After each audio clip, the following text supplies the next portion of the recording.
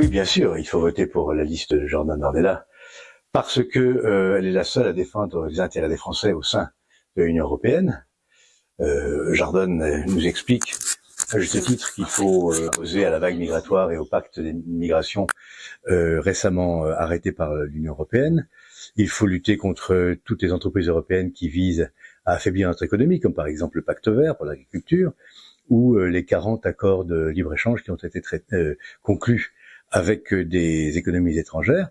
Non pas parce que, il ne s'agit pas de ne pas vouloir commercer avec les gens, mais il faut commercer à armes égales, si vous voulez.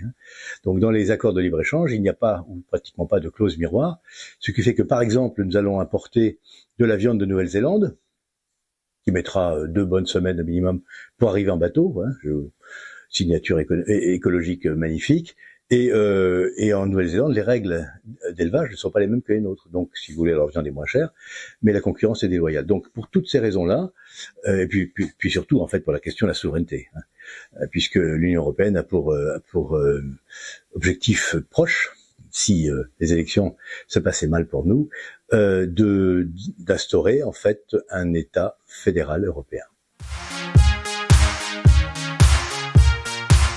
Alors, pour les jeunes, les initiatives, elles sont nombreuses, bien sûr. Il y a toujours le système Erasmus qui marche bien et qu'il faut conserver et renforcer, bien sûr, n'est-ce pas? Mais ce que nous souhaitons, c'est que, les jeunes puissent avoir une grande mobilité au sein de l'Union. Ça, c'est une très bonne chose.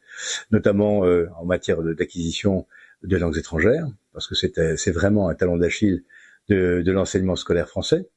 Nous ne sommes pas très bons en langue, dans l'enseignement des langues, et pourtant, nous avons de bons professeurs, mais ça ne fonctionne pas bien. Donc pour nos jeunes, je souhaite vraiment qu'ils puissent en Europe trouver les moyens de se développer, d'apprendre à connaître les civilisations des États voisins. Et parce que, si vous voulez, plus on parle de langue et plus on connaît de civilisations étrangères, plus on s'enrichit et plus on est apte à servir son pays.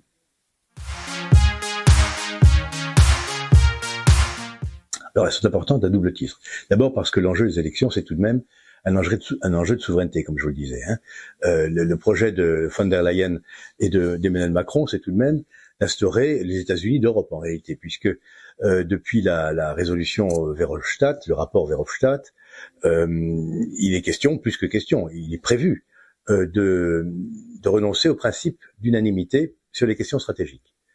Le principe d'unanimité donne à chaque nation européenne un droit de veto, c'est-à-dire que quand elle considère que ses intérêts vitaux sont menacés ou engagés, elle peut très bien, chaque nation peut refuser à ce moment-là de signer et il ne se passe rien.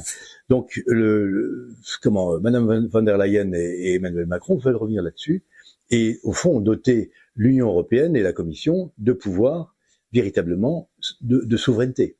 Or, nous opposons à cela parce que l'article 3 de la Déclaration des droits de l'homme et du citoyen de 1789 dispose que la souveraineté procède du peuple, et uniquement du peuple et de la nation, et il n'y a pas de nations européennes. Il y a des nations en Europe, mais il n'y a pas de nation européenne.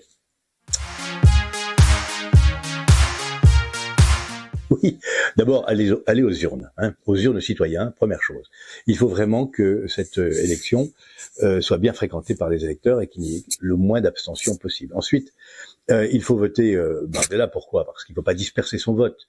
Il y a d'autres souverainistes, mais au fond, les seuls qui puissent vraiment l'emporter et surtout peser ensuite au sein du Parlement européen, c'est la liste conduite par Jordan. Donc ça, c'est le message principal. Il faut aller voter et voter Jordan Bardella. Merci beaucoup. Je vous en prie. Merci à vous.